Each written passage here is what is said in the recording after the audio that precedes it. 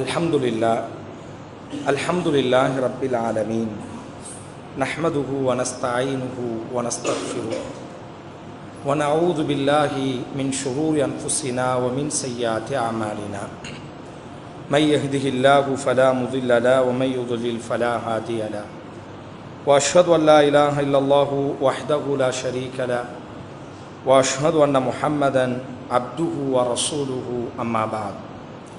فقال الله تعالى وأتموا الحج والعمرة لله.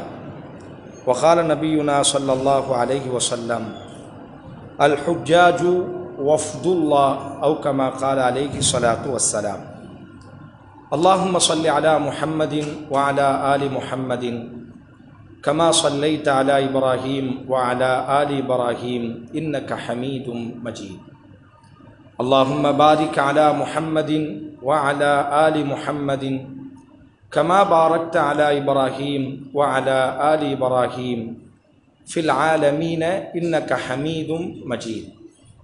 أوصيكم بنفسي أولا بتقوى الله. பாசமான சகோதர சகோதரிகளே, பெரியோர்களே, ஆரம்பமாக எனக்கும் உங்களுக்கும் அல்லாஹுவினுடைய அச்சத்தை கொண்டு நான் உபதேசம் செய்கிறேன். அல்லாஹ் ரப்புல் ஆலமீன் நம்மீது கடமையாக்கிய எல்லா கடமைகளையும் ஏற்று நடக்குமாறும், எதை விட்டெல்லாம் அல்லாஹ் நம்மை தவிர்ந்திருக்குமாறு உபதேசம் செய்தானோ எல்லா காரியங்களை விட்டும் தவிர்ந்திருக்குமாறும், இறை நம்பிக்கையாளர்களாக வாழ்ந்து இறை நம்பிக்கையாளர்களாக இவ்வுலகத்தை விட்டு விடைபெறக்கூடிய நல்ல சந்தர்ப்பங்களை, சூழல்களை அல்லாஹ் நம் அனைவருக்கும் நசீபாக்க வேண்டும் என்று பிரார்த்தனை செய்தவனாய், பாசமான உறவுகளே, நாம் அமர்ந்திருக்கக்கூடிய இந்த மாதம் துல்காதாவினுடைய மாதத்தில் நாம் எல்லாம் அமர்ந்திருக்கிறோம். குர்ஆனில் அல்லாஹ் ரப்புல் ஆலமீன் பேசும் பொழுது அல் ஹஜ்ஜு அஷ்ஹுரும் மஅலூமாத், ஹஜ்ஜி என்ற அமல் அறியப்பட்ட சில மாதங்களுக்கு சொந்தமானது என்று அல்லாஹ் பேசுகிறார். நபி ஸல்லல்லாஹு அலைஹி வஸல்லம் அவர்களிடம் கேட்கப்பட்டது, அல்லாஹுவின் தூதரே, ஹஜ்ஜினுடைய மாதம் என்று அல்லாஹு சொல்லவில்லை, ஹஜ்ஜினுடைய மாதங்கள் பன்மையாக அல்லாஹு சொல்கிறான் அல்லவா, ஹஜ்ஜினுடைய மாதங்கள் என்றால் என்ன என்று அல்லாஹுவின் தூதரிடத்தில் கேட்டபொழுது அல்லாஹுவின் தூதர் அவர்கள் சென்ற மாதம் ஷவ்வாலினுடைய மாதமும், இப்பொழுது நாம் அமர்ந்திருக்கக்கூடிய துல்காதாவினுடைய மாதமும், இதற்கு பிறகு வரக்கூடிய துல்ஹஜ்ஜினுடைய ஆரம்ப நாட்களும், இவைகள்தான் ஹஜ்ஜினுடைய மாதங்கள் என்று ரசூலுல்லாஹி ஸல்லல்லாஹு அலைஹி வஸல்லம் அவர்கள் கூறுவார்கள். அல்லாஹுவால் புனிதப்படுத்தப்பட்ட 4 மாதங்களில் இந்த ஒரு மாதமும், நாம் அமர்ந்திருக்கக்கூடிய இந்த துல்காதா மாதமும் அல்லாஹுவால் புனிதப்படுத்தப்பட்ட ஒரு மாதம். இன்ன இத்தத்தஷ் ஷுஹூர் இன்தல்லாஹி 12 ஷஹ்ரன் ஃபீ கிதாபில்லாஹி யௌம ஹலக்கஸ் ஸமாவாதி வல் அர்த் மின்ஹா அர்பஅத்துன் ஹுரும். வானங்களையும் பூமியையும் அல்லாஹ் படைத்த நாளிலேயே மாதங்களினுடைய எண்ணிக்கை 12 என்பதாக அல்லாஹ் தேர்வு செய்தான். இந்த 12 மாதங்களில் மின்ஹா அர்பஅத்துன் ஹுரும், 4 மாதங்களை அல்லாஹ் புனிதப்படுத்தி இருக்கிறான். ஃபலா தظலிமு ஃபீஹின் அன்ஃபுஸக்கும், ஆதலால் எப்பொழுதுமே நீங்கள் உங்களுக்கு மத்தியில் அநீதம் செய்யக்கூடாது. குறிப்பாக இந்த புனிதமான மாதங்களில் பிறருக்கு நீங்கள் அநீதம் செய்யாதீர்கள், அக்கிரமம் செய்யாதீர்கள். வத்தகுல்லா, இந்த மாதத்தில் அல்லாஹுவை பயந்து கொள்ளுங்கள் என்று அல்லாஹ் ரப்புல் ஆலமீன் இந்த மாதத்தினுடைய சிறப்பையும் இந்த மாதத்தை பற்றியதான ஒரு எச்சரிக்கையையும் அல்லாஹ் நமக்கு ஊட்டுகிறார். உலகெங்கும் வாழக்கூடிய இறை நம்பிக்கையாளர்கள் இந்த துல்காதாவினுடைய மாதத்தில்தான் இறை இல்லமாம் காபாவை நோக்கி இவ்வருடத்தினுடைய ஹஜ்ஜை நிறைவேற்றுவதற்காக உலகத்தினுடைய நாலாபுறங்களிலிருந்தும் சாறை சாறையாக மனித வர்க்கம் அல்லாஹுவினுடைய வீட்டை தரிசிப்பதற்காக பயணப்படக்கூடிய ஒரு மாதம். ஹஜ்ஜி என்ற இந்த இபாதத் ரசூலுல்லாஹி ஸல்லல்லாஹு அலைஹி வஸல்லம் அவர்களோடு சம்பந்தப்படக்கூடிய ஒரு அமல் அல்ல. மனித சமூகம் படைக்கப்பட்ட நாளிலேயே அல்லாஹ் இது போன்ற அமல்களை, இபாதத்தை அல்லாஹ் தேர்வு செய்தான்.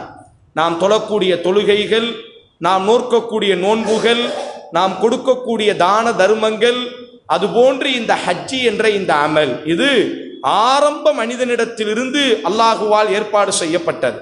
ரசூலுல்லாஹி ஸல்லல்லாஹு அலைஹி வஸல்லம் அவர்கள் மட்டுமல்ல, மனிதனை அல்லாஹ் முதலில் படைத்தானே ஆதமினுடைய காலத்திலிருந்து இந்த அமல் தொடர்ச்சியாகவே இருக்கிறது. இன்ன அவ்வல பைத்தின் உதிஅ லின்னாஸி லல்லதி பிபக்கா, அல்லாஹுவை வணங்குவதற்காக அல்லாஹுவால் இவ்வுலகத்தில் கெட்டப்பட்ட முதல் ஆலயம் இறை இல்லமாம் கஅபா என்பதாக அல்லாஹ் பதிவு செய்கிறார். ஆதம் அலைஹிஸ்ஸலாமும் அவரினுடைய தலைமுறைகளும் அவரினுடைய சந்ததிகளும் சேர்ந்து அல்லாஹுவை வணங்குவதற்காக இந்த கஅபாவை முதல் ஆலயமாக கெட்டி எழுப்பினார்கள்.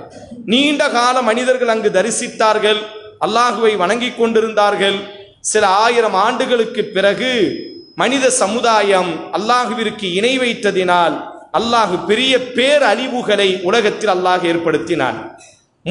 முழு உலகத்திற்கும் பேரழிவுகளை அல்லாஹ் ஏற்படுத்திய பொழுது இறை இல்லமாம் கஅபாவும் அந்த பேரழிவிலே சிக்குண்டு மனித சமுதாயமே வாழ முடியாத ஒரு சூழலை அல்லாஹ் அந்த தேசத்தில் உருவாக்கினான். இறை இல்லமாம் கஅபாவையும் அந்த பேரிழப்பு மிகப்பெரிய தண்டனை பிடித்து கொண்டது. வெள்ள பெருக்கிலே அதுவும் அடித்து செல்லப்பட்டது. அது இருந்ததற்கான தடயத்தையே அல்லாஹ் அங்கு வைக்கவில்லை. மனிதர்களும் அதற்கு பிறகு இறை இல்லம் இல்லை என்று ஆனதற்கு பிறகு, இறைவனினுடைய கஅபாவே அந்த பூமியில் இல்லை என்று ஆனதற்கு பிறகு மனிதர்கள் எதற்கு அங்கு தேவை என்பதாக மனித நடமாட்டமே இல்லாத ஒரு பாலைவனமாக, ஒரு பொட்டல் தேசமாக அல்லாஹ் அந்த தேசத்தை மாற்றியிருந்தான்.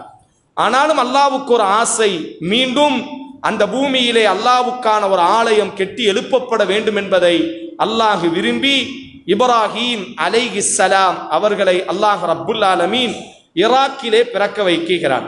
ஈராக்கிலே பிறந்து பலஸ்தீனிற்கு அவர் என்ன செய்கிறார்? ஹிஜ்ரத் செய்தவராக, நாடு கடந்தவராக, அகதியாக பலஸ்தீனிலே வாழுகிறார். அவரினுடைய தள்ளாடக்கூடிய வயதில் மரணம் நெருங்கக்கூடிய அந்த நாளில் அல்லாஹ் ரப்புல் ஆலமீன் இவரை எதற்காக உலகத்தில் படைத்தானோ அந்த காரியத்தை நடத்துவதற்காக சூரா பக்ராவில் அல்லாஹ் பதிவு செய்கிறான். இப்ராஹிமிற்கு அல்லாஹ் வஹி அறிவித்தான், இப்ராஹிமே, எனக்கான ஆலயத்தை நீங்கள் புலன் நிர்மாணம் செய்ய வேண்டும். ஏற்கனவே அங்கு ஒரு ஆலயம் இருந்தது. ஆனால் மனிதர்கள் தவறு செய்ததினால், மனிதர்கள் இணைதுணைகளின் பக்கம் சென்றதினால் நாம் அந்த ஆலயத்தை இடித்து விட்டோம். ஆனாலும் உங்களை நான் பிறத்தாட்டி இருப்பது அந்த ஆலயத்தை புலன் நிர்மாணம் செய்வதற்காகத்தான். நீங்களும் உங்களது மூத்த மகன் இஸ்மாயிலும் சேர்ந்து எனக்காக அங்கே ஒரு ஆலயத்தை நீங்கள் கெட்டி எழுப்ப வேண்டும் என்பதாக அல்லாஹ் ரப்புல் ஆலமீன் வஹி அறிவித்தான். இப்ராஹிம் அலைஹிஸ்ஸலாம் தள்ளாடக்கூடிய வயதில் தன்னுடைய மூத்த மகன் இஸ்மாயில் அந்த மக்கா என்ற அந்த பள்ளத்தாக்கை சுற்றி வாழ்ந்து கொண்டிருக்கிறார். அரேபிய தீபகற்பத்தில் வாழுகிறார். தள்ளாடக்கூடிய வயதில் பலஸ்தீனில் இருந்து நடந்தவராக இப்ராஹிம் அலைஹிஸ்ஸலாம் மக்காவிற்கு வந்து தன்னுடைய மகனை அழைக்கிறார்கள். மகன் வாலிபம் அடைந்து திருமணம் முடித்து மகனெல்லாம் குழந்தை பெற்று விட்டார். வயது யர்ஃபஉ இப்ராஹிமுல் கவாயித மினல் பைத்தி வ இஸ்மாயில், இப்ராஹிமும் இஸ்மாயிலும் சேர்ந்து எனக்காக அந்த ஆலயத்தை கட்டி எழுப்பினார்கள் என்று அல்லாஹ் பதிவு செய்கிறான்.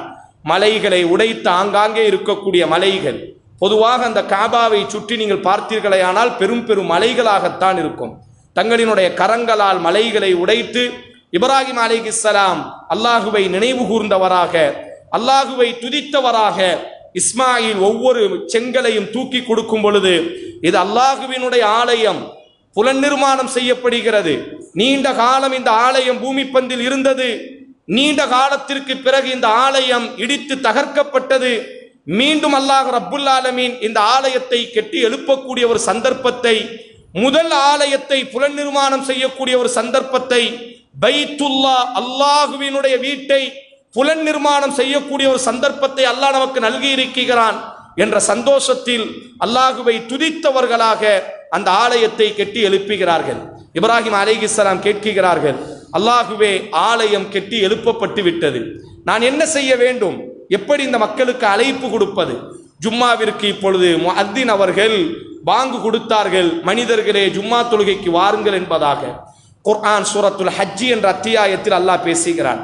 இப்ராஹிம் கேட்கிறார்கள், அல்லாஹுவே, எப்படி மனித சமூகத்திற்கு நான் அழைப்பு கொடுப்பது? அல்லாஹு சொன்னான், வஅத்தின், உரத்த சப்தத்தோடு. அத்தின் என்று சொன்னால் அரபியில் உரத்த சப்தத்தோடு நீ சப்தமிடுவாயாக. இறை இல்லமாம் காபாவிற்கு மேலே ஏறுங்கள். உரத்த சப்தத்தோடு சப்தமிடுங்கள் மனித சமூகமே, அல்லாஹ்வுக்கான ஆலயம் மீண்டும் இந்த பூமி பந்தில் புலன் நிர்மாணம் செய்யப்பட்டு விட்டது. நீங்கள் எங்கு இருந்தாலும், நீங்கள் எந்த சூழலில் இருந்தாலும், வஅذின் ஃபின்னாஸி பில் ஹஜ்ஜி, மனித சமூகமே ஹஜ்ஜி என்ற கிரியும் இதோ இப்பொழுது மீண்டும் ஆரம்பமாக இருக்கிறது. யஅதூக ரிஜாலன் வஅலா குல்லி ضامرி யஅதீன மின் குல்லி ஃபஜ்ஜின் அமீக், நடந்தவர்களாக மெலிந்தவர்களாக கிடைத்ததில் ஏறிக்கொண்டு அல்லாஹுவினுடைய ஆலயத்தின் பக்கம் மனித சமூகமே வாருங்கள். மீண்டும் ஹஜ்ஜி என்ற அமல் இந்த பூமி பந்தில் உருவாக்கப்பட்டு விட்டது என்று இப்ராஹிம் அலைஹிஸ்ஸலாம் உரத்த சப்தத்தோடு உலகமே அல்லாஹுவின் ஆலயத்தின் பக்கம் வாருங்கள், நடந்து வாருங்கள். மெலிந்த ஒட்டகம் கிடைத்தால் அதன் மீது ஏறி வாருங்கள். எது கிடைக்கிறதோ அதன் மீது ஏறியவர்களாக அல்லாஹுவின் பொருத்தத்தை அடைவதற்காக மனித சமூகம் அல்லாஹுவை வணங்குவதற்காக கெட்டப்பட்ட முதல் ஆலயம் வஹுதல் லில் ஆலமீன், மனித சமூகத்தினுடைய நேர்வழியான அந்த ஆலயத்தை சுற்றுவதற்காக வல்யத்தவ்வஃபு பில் பைத்தில் அதீக், பழமையான ஆலயத்தை சுற்றுவதற்காக, பழமையான ஆலயத்தை தரிசிப்பதற்காக, வர்கஉ அந்த ஆலயத்தில் ருக்கு செய்வதற்காக, வஸ்ஜுது அந்த ஆலயத்தில் சுஜூது செய்வதற்காக, வஅதகிஃபு அந்த ஆலயத்தில் ஈத்திகாஃப் இருப்பதற்காக உலகமே வாருங்கள் என்பதாக இப்ராஹிம் அலைஹிஸ்ஸலாம் அழைப்பு கொடுத்தார்கள். அல்லாஹ் ரப்புல் ஆலமீன் ஹஜ்ஜினுடைய கிரியை இப்பொழுது அங்கு ஆரம்பிக்கிறார். இப்ராஹிம் அலைஹிஸ்ஸலாத்திற்கு எப்படி ஹஜ்ஜி செய்ய வேண்டும் என்று தெரியாது. சூரா பக்ராவில் அல்லாஹ் சொல்கிறான், இப்ராஹிம் அலைஹிஸ்ஸலாம் காபாவை கட்டி எழுப்புகிறார், ஹஜ்ஜிக்கான அழைப்பையும் கொடுக்கிறார். ஆனால் எப்படி ஹஜ்ஜி செய்வது தெரியாதல்லவா, அவர் அல்லாஹ்விடத்தில் கையேந்துகிறார். சூரா பக்ராவில் அல்லாஹ் சொல்கிறான், ரப்பனா வஜஅல்னா முஸ்லிமைனி லக வ மின் ذُرِّيَّتِنَا உம்மத்தன் முஸ்லிமத்தன் லக் வ அரினா மனாசிக்கனா. அல்லாஹ்வே, ஹஜ்ஜினுடைய அமலை எப்படி செய்ய வேண்டும் என்பதாக எனக்கு நீ கற்றுத் தருவாயாக. இறை இல்லத்தை கெட்டச் சொன்னாய், நான் கெட்டிவிட்டேன். ஹஜ்ஜிக்கு அழைப்பு கொடுக்க சொன்னாய், நான் அழைப்பு கொடுத்தேன். ஆனால் எப்படி ஹஜ்ஜி செய்வது தெரியாதல்லவா, எனக்கு நீ கற்றுத் தருவாயாக. வஅரினா மனாசிக்கனா. இது போன்ற ஒரு துல்ஹஜ் மாதத்தில் தான் இப்ராஹிம் அலைஹிஸ்ஸலாம் கண்ணீரோடி அல்லாஹ்விடத்தில் பிரார்த்தனை செய்கிறார். அல்லாஹ் ரப்புல் ஆலமீன் ஜிப்ரீலை இறக்கி ஜிப்ரீல் அலைஹிஸ்ஸலாம் கற்றுக் கொடுத்தார்கள், இப்ராஹிமே இவ்வாறு நீங்கள் இஹ்ராம் அணிய வேண்டும் என்பதாக. இப்ராஹிம் அலைஹிஸ்ஸலாம் இஹ்ராம் அணிகிறார்கள். ஜிப்ரீல் கைகளை பிடித்து நடத்தி செல்கிறார். இப்ராஹிமே உரத்த சப்தத்தோடு லப்பைக் அல்லாஹும்ம லப்பைக் என்று நீங்கள் தல்பியாவை முழங்குங்கள் என்பதாக இப்ராஹிம் அலைஹிஸ்ஸலாம் முழங்குகிறார்கள். இப்ராஹிமே மினா என்ற ஒரு பள்ளத்தாக்கிற்கு அழைத்து செல்கிறார். இப்ராஹிமே இங்குதான் நீங்கள் ஓய்வெடுக்க வேண்டும், சிறிது நேரம் இங்கு தங்குங்கள் என்பதாக, ஒரு நாள் இங்கு தூங்க வேண்டும் என்பதாக இப்ராஹிமிற்கு ஜிப்ரீல் அலைஹிஸ்ஸலாம் கற்றுக் கொடுக்கிறார்கள். பிறை 9 சூரியன் உதித்ததற்கு பிறகு ஜிப்ரீல் அலைஹிஸ்ஸலாம் இப்ராஹிமினுடைய கையை பிடித்துக் கொண்டு அரஃபாவினுடைய மைதானத்திற்கு, இப்ராஹிமே பிறை 9 இந்த அரஃபா மைதானத்தில் நின்றே ஆக வேண்டும் என்பதாக ஒவ்வொரு கிரிகளையும் ஜிப்ரீல் அலைஹிஸ்ஸலாம் அல்லாஹ் ரப்புல் ஆலமீன் ஜிப்ரீலுக்கு வஹி அறிவித்து, அந்த ஜிப்ரீல் அலைஹிஸ்ஸலாம் இப்ராஹிம் அலைஹிஸ்ஸலாம் அவர்களுக்கு ஹஜ்ஜினுடைய கிரிகளை செயலாக, வெறும் வஹியாக அல்ல, வார்த்தைகளாக அல்ல, செயலாக இப்ராஹிம் அலைஹிஸ்ஸலாம் அவர்களுக்கு ஜிப்ரீல் அலைஹிஸ்ஸலாம் கற்றுக் கொடுத்தார்கள். அன்றைய தினத்திலிருந்து இன்று வரை இலா யௌமில் கியாமா, கியாமத் வரை ரசூலுல்லாஹி ஸல்லல்லாஹு அலைஹி வஸல்லம் சொல்வார்கள், உலகத்தை அல்லாஹ் அழிக்க மாட்டான். ஹஜ்ஜினுடைய அந்த கிரிகள் நடந்து கொண்டிருக்கக்கூடிய வரை உலகத்தை அல்லாஹ் ரப்புல் ஆலமீன் அழிக்க மாட்டான். ஒரு நாள் வரும், இந்த இறை இல்லம் காபா தகர்க்கப்படும், ஹஜ்ஜி என்ற அமலும் உலகத்தில் நிப்பாட்டப்படும். அப்பொழுதுதான் அல்லாஹ் உலகத்தை அழிப்பான் என்பதாக நபிகள் நாயகம் ஸல்லல்லாஹு அலைஹி வஸல்லம் அவர்கள் கூறுகிறார்களே. ஆனால் ஒரு பழமையான ஒரு பாதை, ஒரு நீண்ட காலம் தொடர்ச்சியான ஒரு பயணம், இதோ இந்த வருடத்தினுடைய 2025 இந்த ஹஜ்ஜினுடைய பயணம் ஆரம்பமாக இருக்கிறது.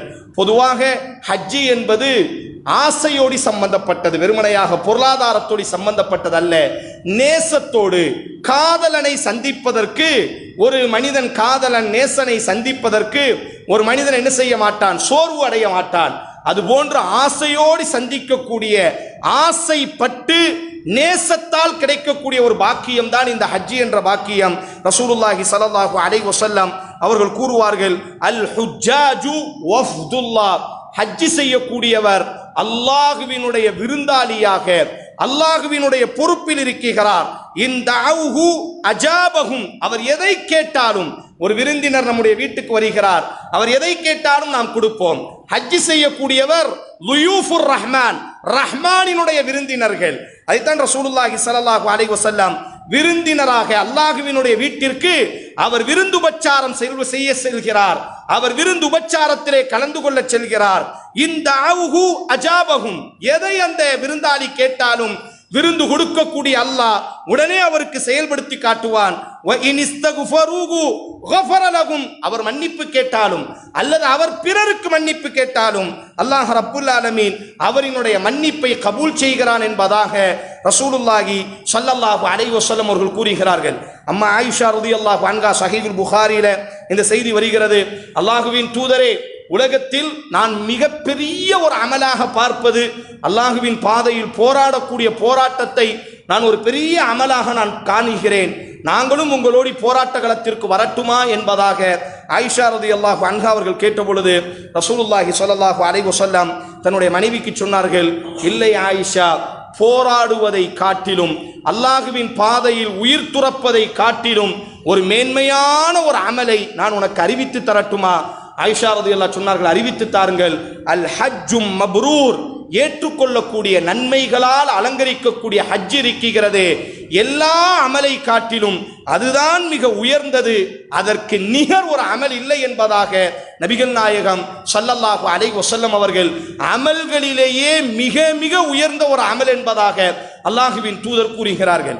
ஸஹீஹ் முஸ்லிம்ல அப்துல்லாஹ் இப்னு அம்ர் இப்னு ஆஸ் ரலியல்லாஹு அன்ஹு மரண படுக்கையில் இருப்பார்கள். பெரிய நபித்தோழர், தேம்பி தேம்பி அழுகிறார். மகன் கேட்பார், அவரினுடைய மகனினுடைய பெயரும் அப்துல்லா. மகன் கேட்பார், என்னுடைய தந்தையே, நீங்கள் அல்லாஹுவின் தூதரோடு நேசம் பாராட்டியவர்கள், அல்லாஹுவின் தூதரை பார்த்து வளர்ந்தவர்கள் நீங்கள் எல்லாம், அல்லாஹுவின் தூதருக்கு தோள் கொடுத்தவர்கள் நீங்கள் எல்லாம் இந்த நேரத்தில் அழலாமா? மரணத்தை நினைத்தோ அல்லது உலகத்தை பிரிவதை நினைத்து நீங்கள் எல்லாம் அழலாமா என்று கேட்டபொழுது அம்ர் இப்னு ஆஸ் ரலியல்லாஹு அன்ஹு அவர்கள் சொல்வார்கள், அல்லாஹ் என்னுடைய வாழ்க்கையில் 3 காலகட்டத்தை ஏற்படுத்தி இருந்தான். அதில் முதல் காலகட்டம் அல்லாஹுவின் தூதரை எதிரியாகவே நான் பார்த்த ஒரு காலகட்டம்.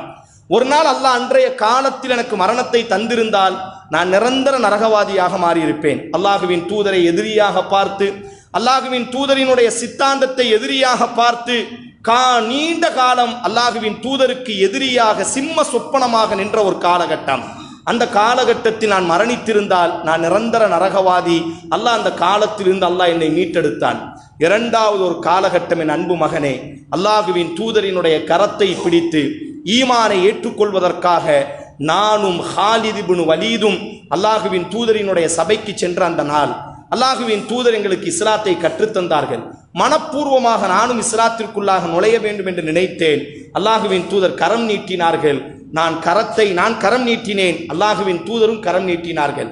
ரசூல் கரம் நீட்டியவுடன் நான் என்னுடைய கரத்தை மடித்து கொண்டேன், மடக்கி கொண்டேன். அல்லாஹுவின் தூதர் கேட்டார்கள், அப்துல்லாஹ் இப்னு அம்ர் இப்னு ஆஸ் அவர்களே, விரும்பிதானே இந்த கொள்கைக்கு நீங்கள் வந்திருக்கிறீர்கள், ஏன் கரத்தை நீங்கள் நீட்ட மறுக்கிறீர்கள்? அப்பொழுது நான் அல்லாஹுவின் தூதரிடத்தில் சொன்னேன், அல்லாஹுவின் தூதரே, நீண்ட காலம் உங்களை எதிரியினுடைய பட்டியலிலேயே நான் வைத்திருந்தேன். மிக நீண்ட காலம் உங்களுக்கு எதிரியாகவும் சிம்ம சொப்பனமாகவும் பல்வேறு இடைஞ்சல்களை, துன்பத்தை நான் உங்களுக்கு ஏற்படுத்தி இருக்கிறேன். அல்லாஹ் என்னுடைய பாவங்களை எல்லாம் மன்னிக்க வேண்டும் அல்லவா? அல்லாஹ் மன்னிப்பானா? அல்லாஹுவின் தூதரே, இந்த பாவியையும் அல்லாஹ் மன்னிப்பானா? இப்ப ரசூலுல்லாஹி ஸல்லல்லாஹு அலைஹி வஸல்லம் 3 காரியங்களை அப்துல்லாஹ் இப்னு அம்ர் இப்னு ஆஸுக்கு நினைவூட்டினார்கள். ஓ அப்துல்லாஹுவே, உங்களுக்கு தெரியாதா, இஸ்லாத்திற்குள்ளாக ஒரு மனிதன் நுழையும் பொழுது யஹ்திமு மா கான கப்ல, அவரினுடைய எல்லா பாவத்தையும் அல்லாஹ் மன்னிக்கிறார். அம்ரே, உங்களுக்கு தெரியாதா, ஒரு மனிதர் அல்லாஹ்வுக்காக தன்னுடைய சொந்த பூமியை துறக்கும் பொழுது அல்லாஹ் அவரினுடைய எல்லா பாவங்களையும் மன்னிக்கிறான். அம்ரே, உங்களுக்கு தெரியாதா, ஒரு மனிதர் ஹஜ்ஜி செய்யும் பொழுது யஹ்திமு மா கான கப்ல, அவரினுடைய எல்லா பாவத்தையும், சிறிய பெரிய, நாம் ஜும்மா தொழுகிறோம், நம்முடைய சிறிய பாவங்கள் மன்னிக்கப்படும். ரமதானிலே நாம் நோன்பு நோற்றோம், நம்முடைய சிறிய பாவங்கள் மன்னிக்கப்படும்.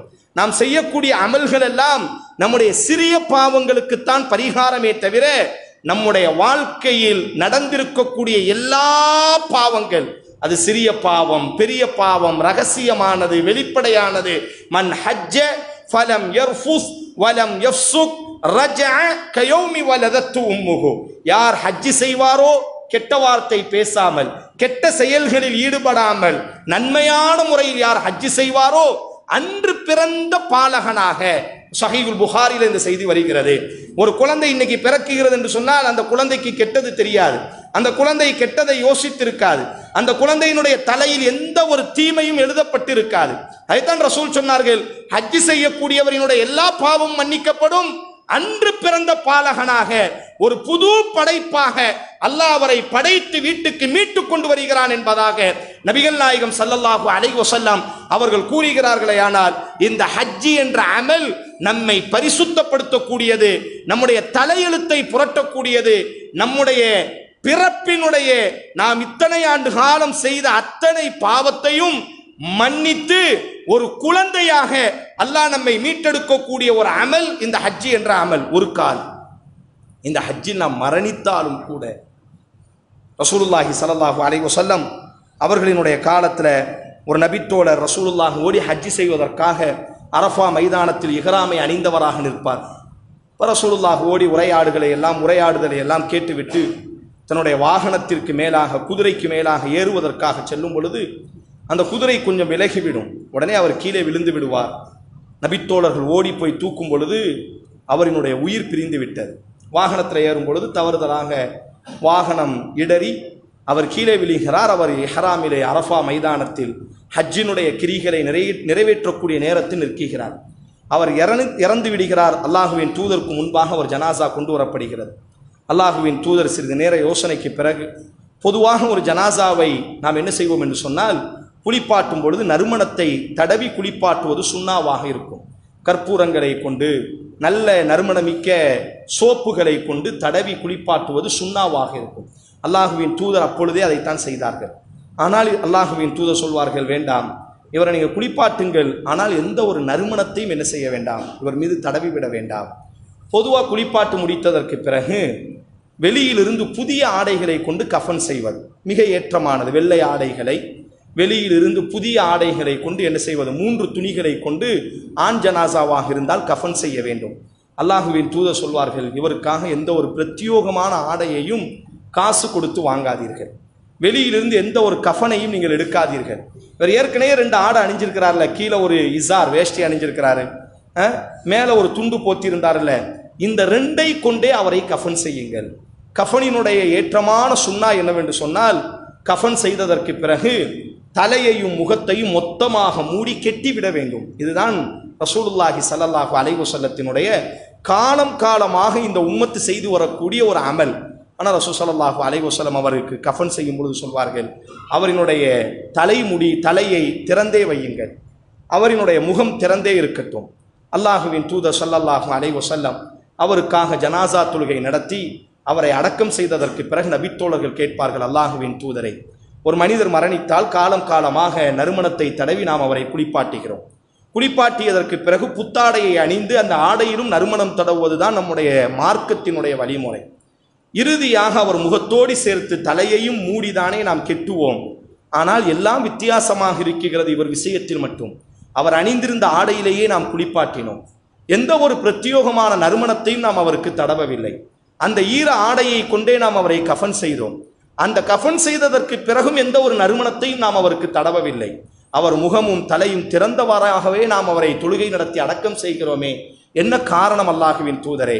ரசூலுல்லாஹி ஸல்லல்லாஹு அலைஹி வஸல்லம் சொல்வார்கள், இவர் இஹ்ராமினுடைய நிலைமையில அல்லாஹுவினுடைய ஆலயத்தை தரிசிக்க வேண்டும், அல்லாஹுவின் பொருத்தத்தை அடைய வேண்டும் என்ற ஒரு பெரிய நம்பிக்கையோடு தல்பியாவை முழங்கியவராக ஹஜ்ஜிக்கு வந்திருக்கிறார். இந்த நிலைமையில் அவர் மரணித்தார் அல்லவா, இவரை நாம் இப்படியே அடக்கம் செய்கிறோம். மறுமை வரக்கூடிய வரை இவர் இஹ்ராமிலேயே இருப்பார். மறுமை வந்ததற்கு பிறகு மஹ்ஷரில் எல்லோரும் எழுந்து நிற்பார்கள், இவரும் எழுந்து நிற்பார், இஹ்ராமிலேயே எழுந்து நிற்பார். எல்லோரும் நம்முடைய நிலைமை என்னவாகும் என்பதாக பதறிக்கொண்டிருப்பார்கள். ஆனால் இவர் மட்டும் இந்த உலகத்தில் இறை இல்லத்தை சந்தோஷமாக வலம் வரும் பொழுது லப்பைக் அல்லாஹும்ம லப்பைக் என்பதாக தல்பியாவை முழங்குவோமே, நாளைக்கு நேராகவே அல்லாஹுவை பார்த்து, அல்லாஹுவினுடைய அர்ஷை நேராக ரப்பை பார்த்து தல்பியாவை முழங்கியவராக எந்த கவலையும் இல்லாமல் இஹ்ராமிலேயே ரப்பை நாளைக்கு மறுமையில் நேரடியாக சந்திக்கக்கூடிய ஒரு சூழலை அல்லாஹ் அவருக்கு கொடுக்கிறான். காரணம், அவர் இஹ்ராமில் மரணித்திருக்கிறார் என்பதாக நபிகள் நாயகம் ஸல்லல்லாஹு அலைஹி வஸல்லம் கூறினார்களே. ஆனால் என்ன அர்த்தத்திற்காக கூறினார்கள்? நீங்கள் ஹஜ்ஜி செய்யுங்கள், ஒரு கால் அந்த ஹஜ்ஜிலே மரணித்தாலும் கூட அந்த மரணமும் நமக்கு மிகப்பெரிய பாக்கியமானதுதான், சோர்ந்து போகாதீர்கள் என்பதை உணர்த்துவதற்காகத்தான் அல்லாஹ்வின் தூதர் என்ன செய்கிறார்கள்? இது போன்ற செய்திகளை நமக்கு ஞாபகம் ஊட்டுகிறார்கள்.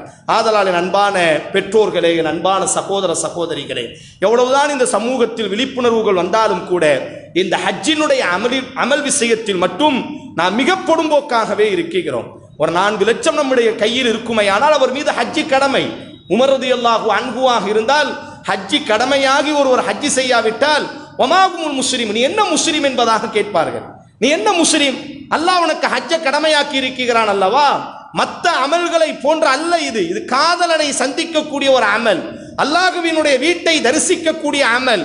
குர்ஆன் அல்லாஹ் ரப்புல் ஆலமீன் சொல்லும் பொழுது வலில்லாஹி அலன்னாசி ஹிஜ்ஜுல் பைத்தி மன் இஸ்ததா இலைஹி சபீலா, மனித சமூகமே அல்லாஹ்வுக்காக ஹஜ் செய்வதற்காக வாருங்கள். அடுத்த ஒரு இடத்துல அல்லாஹ் அதுக்கு அடுத்த வாக்கியமாக அல்லாஹ் சொல்வான் ஃபமன் கஃபர, ஹஜ் கடமையாகியும் யார் ஹஜ் செய்யவில்லையோ. எவ்வளவு பெரிய ஒரு வார்த்தை! வலில்லாஹி அலன்னாசி ஹிஜ்ஜுல் பைத், அல்லாஹ்வினுடைய ஆலயத்தை ஹஜ் செய்வதற்காக வாய்ப்புள்ளவர்கள் வாருங்கள். ஃபமன் கஃபர, யார் புறக்கணிப்பார்களோ, ஹஜ் கடமையாகியும் அல்லாஹ் அவருக்கு செல்வத்தை கொடுத்தும் அல்லாஹ் அவருக்கு ஆரோக்கியத்தை நல்கியும் அல்லாஹ்வினுடைய வீட்டை தரிசிக்கக்கூடிய எல்லா சுதந்திரத்தை அவருக்கு கொடுத்தும் ஃபமன் கஃபர, ஒருவன் புறக்கணிப்பானையானால் ஃபஇன்னல்லாஹ், நிச்சயமாக அல்லாஹ் கனியுன், பணக்காரன், மறந்து விடாதே. எவ்வளவு பெரிய ஒரு வார்த்தை! ஃபஇன்னல்லாஹ கனியுன், அல்லாஹ் பணக்காரன், அல்லாஹ் தேவையற்றவன். அல்லாஹுவை சந்திக்கக்கூடிய ஒரு சந்தர்ப்பத்தை நல்கி நீ புறக்கணித்தால் மறந்து விடாதே, அல்லாஹ் பணக்காரன், அல்லாஹ் தேவையற்றவன், உலகத்திலிருந்து அல்லாஹ் உயர்ந்தவன் என்பதை நீ மறந்து விடாதே என்று ஒரு நேசன் கோபப்படுவான் அல்லவா? ஒரு காதலன் தன்னை சந்திக்க வராத பொழுது எந்த ஒரு வார்த்தையை பயன்படுத்துவானோ அது போன்ற ஒரு வார்த்தையை அல்லாஹ் அஸ்ஸ வஜல், என் ஆலயத்தை தரிசிப்பதற்கு நீ வரவில்லை அல்லவா, நான் தேவையற்றவன், மறந்து விடாதே, உன்னுடைய தேவை எனக்கு தேவையில்லை, உனக்கு சந்தர்ப்பம் கொடுத்து நீ என்னை சந்திக்க வரவில்லை அல்லவா, நீ எனக்கு வேண்டாம் என்பதை போன்ற ஒரு தோரணையில் அல்லாஹ் ரப்புல் ஆலமீன் பேசுகிறார்.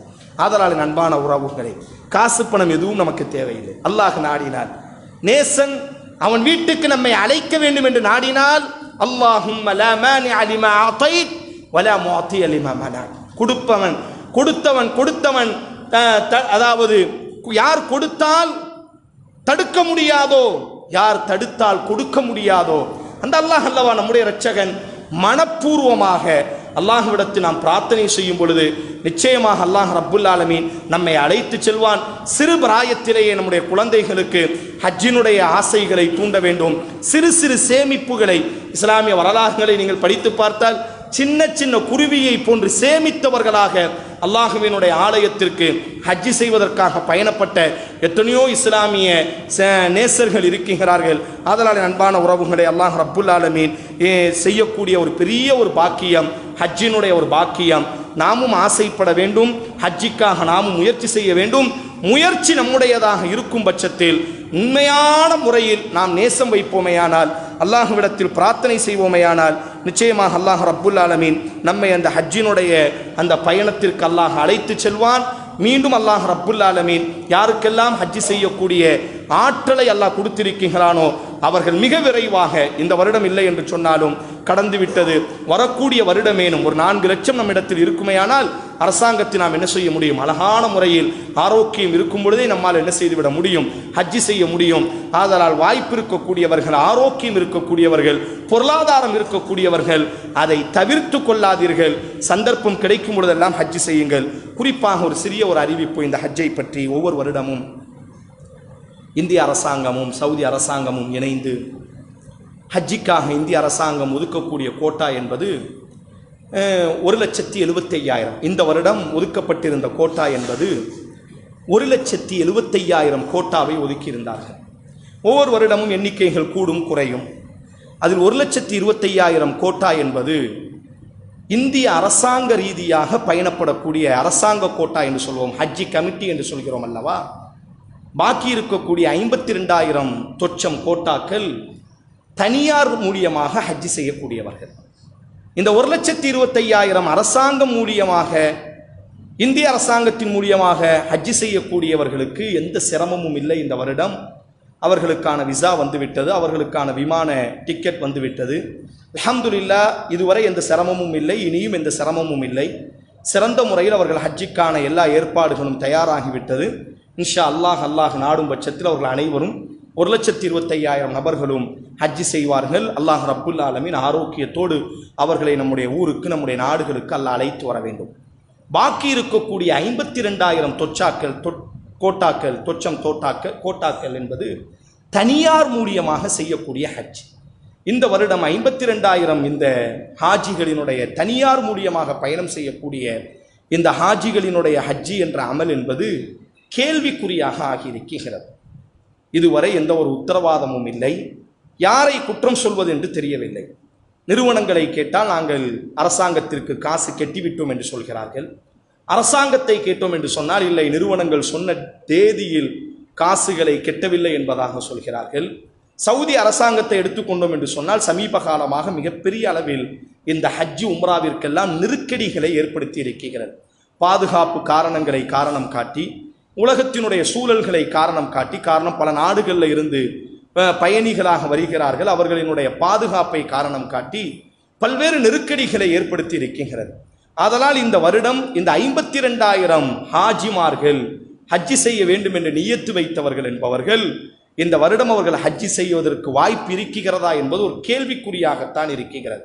இறுதியாக ஒரு 10,000 கோட்டாவை மட்டும் இந்திய அரசாங்கம் என்ன செய்திருக்கிறது, சவுதி அரசாங்கத்தோடு பேசி 10,000 நபர்கள், 52,000 நபர்களில் 10,000 நபர்கள் மட்டும் இவ்வருடம் என்ன செய்யட்டும், ஹஜ்ஜி செய்யட்டும். வரக்கூடிய வருடம், இந்த வருடம் முயற்சி செய்தவர்களுக்கு முன்னுரிமை அளிக்கப்படும் என்பதாக வாக்கு தந்திருக்கிறார்கள். பொதுவாக ஹஜ்ஜினுடைய அமல்களை பற்றி அல்லாஹ் சொல்லும் பொழுது மற்ற அமல்களுக்கெல்லாம் இந்த வார்த்தை அல்லாஹ் சொல்லலை. வா அத்திம்முல் ஹஜ்ஜ வல் உம்ரத லில்லாஹ், ஹஜ்ஜையும் உம்ராவை அல்லாஹ்காண்டி செய்யுங்க. ஃபமஸ்தைஸர, நீங்கள் தடுக்கப்பட்டால் என்ற வார்த்தை அல்லாஹ் சேர்த்து சொல்வான். காரணம், ஹஜ்ஜினுடைய கிரிகள்ல சில நேரங்களில் இயற்கை சீற்றங்களால் அல்லது சூழல்களால் ஏதோ ஒரு காரணத்தினால சில நேரங்களில் தடுக்கப்படுவோம். அல்லாஹுவின் தூதரும் பெரிய கனவோடி என்ன செய்தார்கள், உம்ரா செய்ய வேண்டும் என்ற ஒரு பெரும் கனவோடி வந்த பொழுது, ஹிஜ்ரி 6ஆம் ஆண்டு வந்த பொழுது உம்ரா செய்ய விடாமல் தடுக்கப்பட்டார்கள் அல்லாஹுவின் தூதர். ஆனால் அல்லாஹ் ரப்புல் ஆலமீன் என்ன வஹி அறிவித்தான், நீங்க தடுக்கப்பட்டாலும் நீங்க முயற்சி செஞ்சீங்கல்ல, அதுக்கான கூலி உங்களுக்கு கிடைத்துவிடும். அதனால் யாரும் சோர்ந்து போக வேண்டிய அவசியம் இல்லை. ஐயோ நம்ம காசு கெட்டிட்டோமே, நம்ம அவங்கள்ட்ட சொல்லிட்டோமே, இவங்கள்ட்ட சொல்லிட்டோமே, ஊர்லாம் நம்ம சொன்னோமே, இப்படி எப்படி யார் முகத்தில் நம்ம முடிக்கிறது, இதுதான் மிகப்பெரிய பாவம். இப்படி சொல்லி நம்ம ஹஜ்ஜே செஞ்சாலும் அது நாசம் தான். நாம இஹ்லாஸோடி அல்லாஹ்வின் திருமுகத்திற்காக, ரப்பை மகாசித பைத்தில்லாஹில் ஹராம், அல்லாஹ்வினுடைய வீட்டை நாடி நாம் ஹஜ் செய்ய வேண்டுமே தவிர இவங்க என்ன நினைப்பாங்க, அவங்க என்ன நினைப்பாங்க. பல சகோதரர்கள் ஐயோ முதல்லயே தெரிஞ்சிருந்துச்சுன்னா நான் விருந்து வச்சிருக்க மாட்டேனே, ஐயோ அவங்கள்ட்ட போய் சொல்லிட்டேனே, இவங்கள்ட்ட போய் சொல்லிட்டேனே, நான் ஹஜ்ஜிக்கு போறேன்னு சொல்லிட்டேன், ஹஜ்ஜிக்கு போறேன்னா அவர் என்னை பார்த்து என்ன பார்ப்பாரு, எப்படி அவர் முகத்தை என்னால் முடிக்க முடியும். அட, அல்லாஹ்வினுடைய முகத்தையே இந்த வருடம் நாம் முடிப்பதற்கு தடை செய்யப்பட்டிருக்கிறோம் என்று சொன்னால் நாம் என்ன பாவம் செய்தோம் என்பதாக நம்மை நாம் சீர்தூக்கி பார்க்க வேண்டும். அதனால அன்பான சகோதரர்களே, நாம் முயற்சி செய்கிறோம், அல்லாஹ் கூலியை தரக்கூடியவன். அரபியில் சொல்வார்கள், நேசனை சந்திக்க வேண்டும் என்று ஆசைப்பட்டால் போதும், சந்திக்கக்கூடிய சூழலை உருவாக்க வேண்டியது அவனினுடைய பொறுப்பு தானே தவிர ஆசைக்குத்தான் அல்லாஹ் கூலியை தருகிறான். நம்முடைய செயல்களுக்கு அல்லாஹ் கூலி அல்ல. நாம நினைக்கக்கூடிய உண்மையான ஆசை, உண்மையிலே இந்த வருஷம் நான் ஹஜ் செய்ய நினைச்சேன், அல்லாஹ்வினுடைய ஆலயத்தில் போய் நிற்கணும், அல்லாஹ்வினுடைய அன்பை பெறணும், மன்னிப்பை பெறணும், என்னுடைய பாவங்கள் கழுகப்பட்ட அன்று பிறந்த பாலகனாய் நான் ஊர் திரும்ப வேண்டும் என்று நான் நீயத்து வைத்திருப்பேனேயானால், அந்த நீயத்து இஹ்லாஸ் உண்மையாக இருக்குமேயானால் ₹1 செலவில்லாமல் அல்லாஹ் அந்த கூலியை இப்பொழுது நமக்கு தரப்போகிறார். அதனால் யாராவது ஒருவர் தனியாருக்கு அப்ளை செய்து இந்த வருடம் அவர்களால் ஹஜ் செய்ய முடியாவிட்டாலும் சோர்ந்து போக வேண்டிய அவசியம் இல்லை. அல்ஹம்துலில்லாஹ், அல்லாஹ் நாடியது நடக்கும். நமக்கு நன்மைகள் முழுமையாக கிடைத்து விட்டது. வரக்கூடிய வருடம் அல்லாஹ் ரப்புல் ஆலமீன் இந்த நிலைமைகளை சீர்படுத்துவார். இதை ஒரு தகவலாக நாம் என்ன செய்ய வேண்டும் என்று சொன்னால் மனதிலே பதிய வைத்தவர்களாக அல்லாஹ் ரப்புல் ஆலமீன் நம் அனைவருக்கும் அவனினுடைய ஆலயத்தை ஹஜ் செய்யக்கூடிய பாக்கியத்தை, இவ்வருடம் யாரெல்லாம் ஹஜ் செய்கிறார்களோ அவர்களுக்கு உடல் ஆரோக்கியத்தை நிரப்பமாக்கி அவர்கள் செய்யக்கூடிய அமல்களை எல்லாம் அல்லாஹ் கபூல் செய்து ஆரோக்கியத்தோடு அவர்களை அல்லாஹ் ரப்புல் ஆலமீன் அன்று பிறந்த பாலகனாய் அவர்களினுடைய வீட்டின் பால் திருப்ப வேண்டும் என்பதாக பிரார்த்தனை செய்தவனாக, யாரெல்லாம் இந்த வருடம் முயற்சி செய்து கிடைக்கவில்லையோ வரக்கூடிய வருடங்களில் அல்லாஹ் ரப்புல் ஆலமீன் இதைவிட சிறந்த சூழலில் ஹஜ் செய்யக்கூடிய சுதந்திரத்தை சூழலை அல்லாஹ் நம் அனைவருக்கும் நசீபாக்க வேண்டும் என்று பிரார்த்தனை செய்தவனாக எனது முதல் உரையை நான் நிறைவு செய்கிறேன். அக்குல் கோலி ஹதா வஸ்தக்ஃபிருல்லாஹி வலக்கும் வலிசாயிரில் முஸ்லிமீன ஃபஸ்தக்ஃபிரு இன்னஹு ஹுவல் கஃபூருர் ரஹீம்.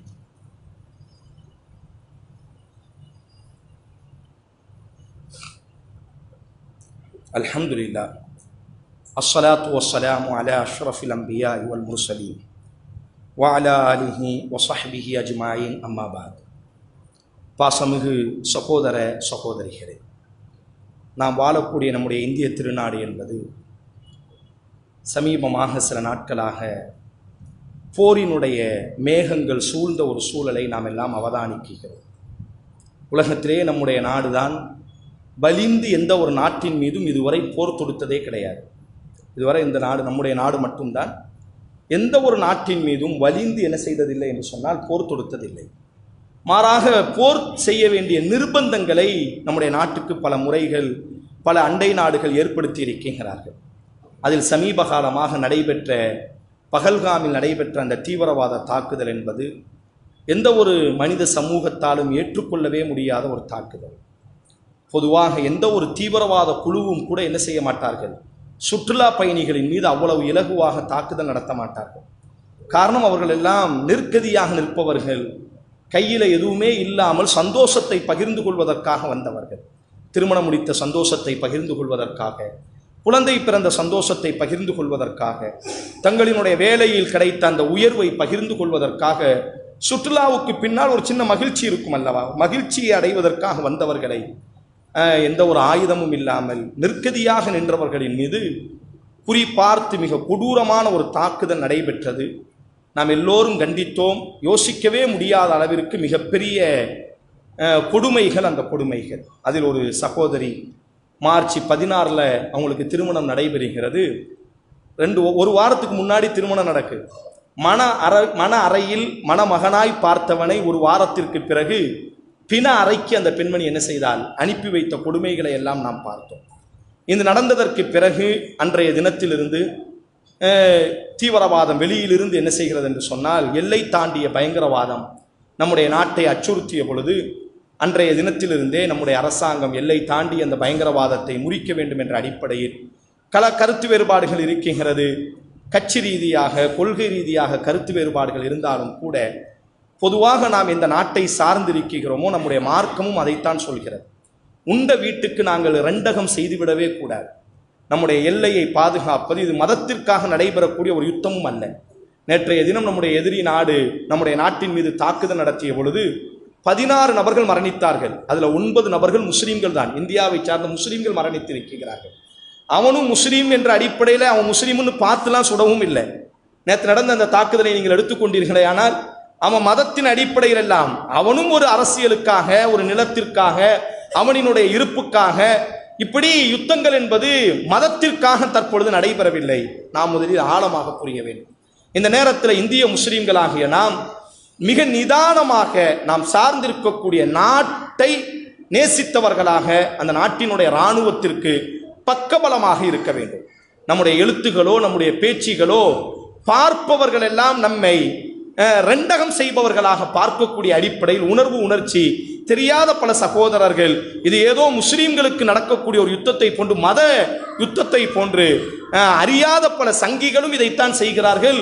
முஸ்லீம்களில் பலரும் இதைத்தான் என்ன செய்கிறார்கள்.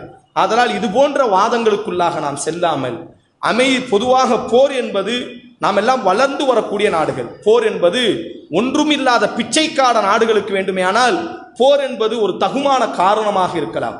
ஆனால் வளர்ந்து வரக்கூடிய நாடுகளுக்கு போர் என்பதெல்லாம் நம்ம எல்லாம் பிச்சைக்கார நாடுகளாக மாற்றிவிடும். உலகத்தில் போர் செய்த எல்லா நாடுகளினுடைய நிலைமையையும் போய் ஆய்வு செய்யுங்கள். போருக்கு முன்பாக எப்படி இருந்தார்கள், போருக்கு பின்பாக எப்படி இருக்கிறார்கள்.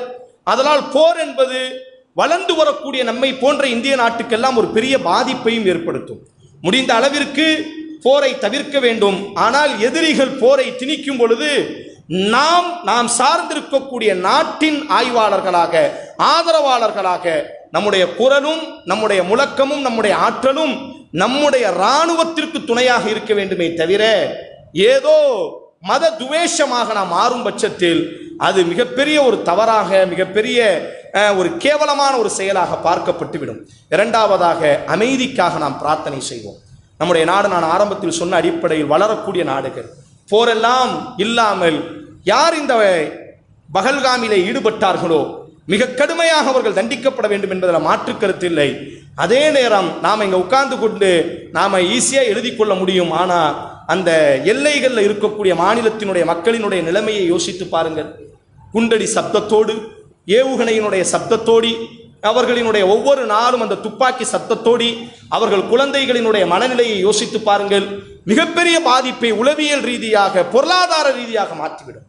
அதனால் இறைவனிடத்தில் மனமுருகி, அல்லாஹுவே நம்முடைய தேசத்திற்கு ஒரு அமைதி தேவை என்பதாக, யார் இந்த தேசத்தினுடைய அமைதியை யார் கெடுத்தாலும் அவர்களினுடைய தலையில் நீ நாசத்தை இறக்குவாயாக.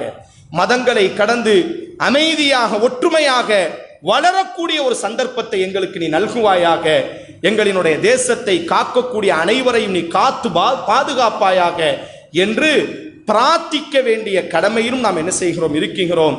காரணம், போர் என்பது இப்ப அப்படிதான் இருக்கும். இது பெரிய போராக வெடிக்குமையானால் இங்க உட்கார்ந்து இருக்கக்கூடிய நம்ம ஒவ்வொருவரையும் இந்த போர் என்ன செய்யும், பாதித்து விடும்.